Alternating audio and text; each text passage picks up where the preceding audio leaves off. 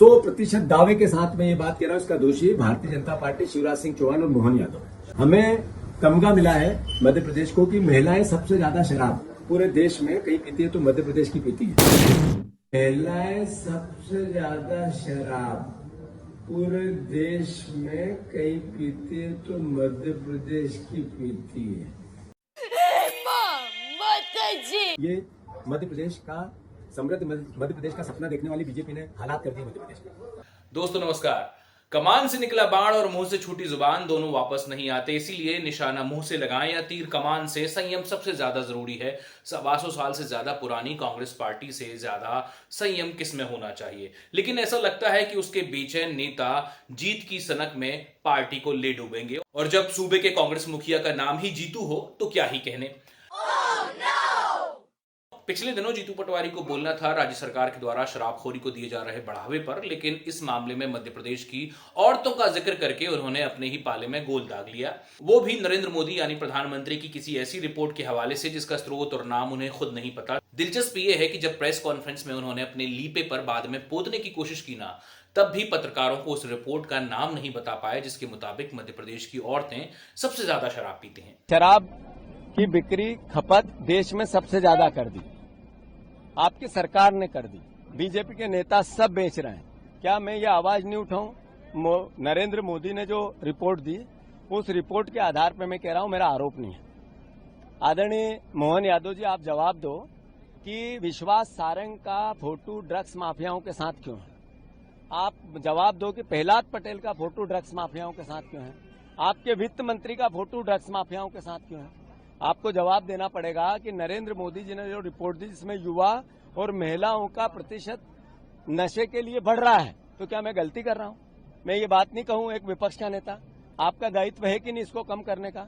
जीतू पटवारी को मध्य प्रदेश कांग्रेस के बड़बोले नेता के रूप में जाना जाता है। कार्यकर्ता बताते हैं कि पटवारी अक्सर नेताओं को अपनी पर्सनालिटी डोमिनेंस में फंसाना चाहते हैं। छोटे कार्यकर्ताओं में इसे रौब झाड़ना कहते हैं, और इस रौब झाड़ने में क्या कुछ नेताजी कर जाते हैं वो कार्यकर्ताओं से कभी आप पूछ लीजिएगा। तो अधिक बोलने की आदत से परेशान पटवारी ने जो करना था सो कर दिया, लेकिन अब वे इसे संभाल नहीं पा रहे हैं। वे कांव कर रहे हैं और भाजपा कान लेकर उड़ गई है। कांग्रेस पार्टी का चेहरा किस सीमा तक महिला विरोधी है, इसका एक अत्यंत निंदनीय उदाहरण आज मध्य प्रदेश कांग्रेस अध्यक्ष जीतू पटवारी जी के बयान से सामने आया, जब उन्होंने यह कहने का प्रयास किया कि मध्य प्रदेश में अधिकांश महिलाएं शराब पीती हैं और सर्वाधिक शराब पीती। यह बयान न सिर्फ मध्य प्रदेश की महिलाओं का अपमान है, बल्कि कांग्रेस की महिला विरोधी क्षुद्र एवं कुत्सित मानसिकता का एक बहुत अशोभनीय उदाहरण है। क्योंकि कांग्रेस की सोच महिलाओं के बारे में क्या है, यह तो स्वयं कांग्रेस के नेता भी जानते हैं।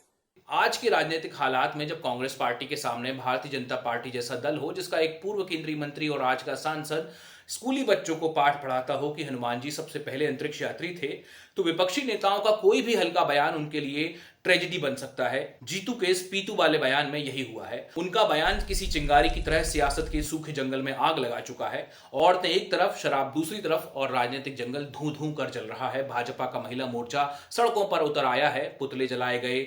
मुख्यमंत्री मोहन यादव ने कह दिया कि ये आधी आबादी का अपमान है। एक बड़े नेता कैलाश विजयवर्गीय जो हैं वो अपने जीतू भाई को कांग्रेस का महिला विरोधी चेहरा बताने से नहीं चूक रहे हैं। यानी जीतू के पीने वाले बयान के चक्कर में उनका मीटू हो गया है।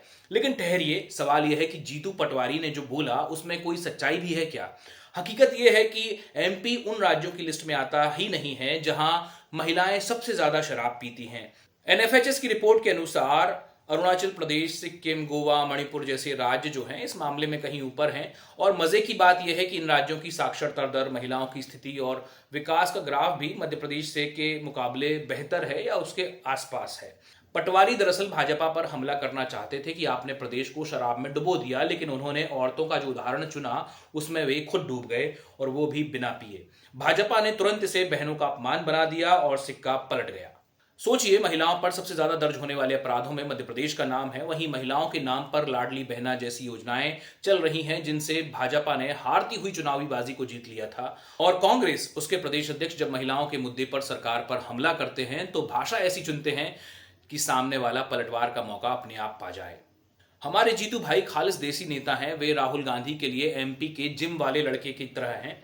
जिम जाने वाले अक्सर देह बनाते हैं, दिमाग पर ज्यादा ध्यान नहीं देते, ऐसा कहा जाता है। जब उन्होंने अपनी सफाई दी तो मोदी सरकार की किसी रिपोर्ट का हवाला दिया। वह रिपोर्ट क्या थी, कहां है, उन्हें कुछ नहीं मालूम। ऐसा लगता है किसी ने उनकी फिरकी ले ली। शायद जीतू भाई के पास ऐसा कोई व्हाट्सएप फॉरवर्ड आया रहा होगा जिसे उन्होंने प्रेस कॉन्फ्रेंस में उछाल दे मारा, लेकिन कैच आउट हो गए। जीतू भाई अब कितना भी जतन कर लें, बात औरतों तक पहुंच चुकी है और वे औरत विरोधी घोषित किए जा चुके हैं। अब पछताए होत का जब भाजपा चुग गई खेत। बड़बोले नेताओं पर नजर बनाए रखिए, देखते जाइए कि ये नेता किस तरह समाज, धर्म और विज्ञान का मजाक बनाते रहेंगे, क्योंकि हमने अपने लिए ऐसा ही वर्तमान और भविष्य चुना है। ये वीडियो अगर आपको अच्छा लगा हो तो लाइक और शेयर जरूर कीजिएगा, अपनी राय भी इस मामले में जरूर दीजिएगा और मेरे चैनल को सब्सक्राइब भी कीजिएगा। मेरा नाम आदित्य है।